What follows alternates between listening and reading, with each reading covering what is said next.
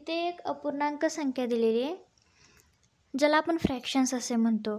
तर काय सांगितलं आहे, पूर्णांकयुक्त अपूर्णांकात किंवा मिश्र अपूर्णांकात रूपांतर करा. मिश्र अपूर्णांक म्हणजे काय, तर पूर्णांक संख्या व अपूर्णांक संख्या मिळून बनतो, त्यास मिश्र अपूर्णांक असे म्हणतात.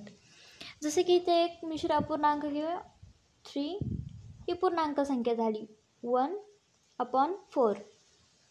जर ह्याचं कन्वर्ट आपल्याला अपूर्णांकात म्हणजे किंवा वल्गर फ्रॅक्शनमध्ये करायचं झालं तर ते कसं करणार, आपण इथे इंटू करणार आणि इथे प्लस करणार. म्हणजे काय होतं, 3 × 4 + 1 = 3 × 4 12 + 1 = 13.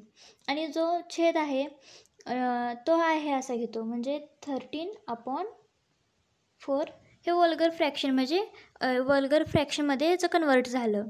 पण वल्गर फ्रॅक्शन टू मिक्स्ड फ्रॅक्शनमध्ये कन्वर्ट कसं करायचं, तर 13/5 आहे, ह्याचा भागाकार करायचा 5 आणि ते 13.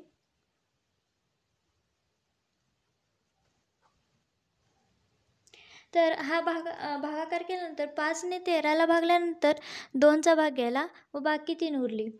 तर म्हणून आपण कसं लिहिणार, इथं जो भागाकार आहे,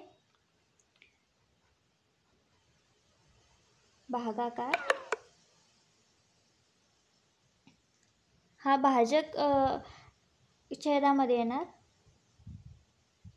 म्हणजे छेद आहे तोच असणार आहे. म्हणजे जो छेद आहे 5 आहे, जे भाजक आहे ते छेदामध्येच येणार.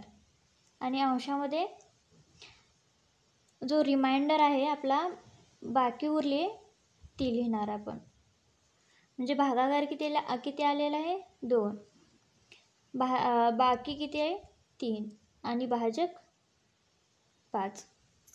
म्हणजेच अशा प्रकारे पूर्णांकयुक्त अपूर्णांकात आपण कन्वर्ट करू शकतो.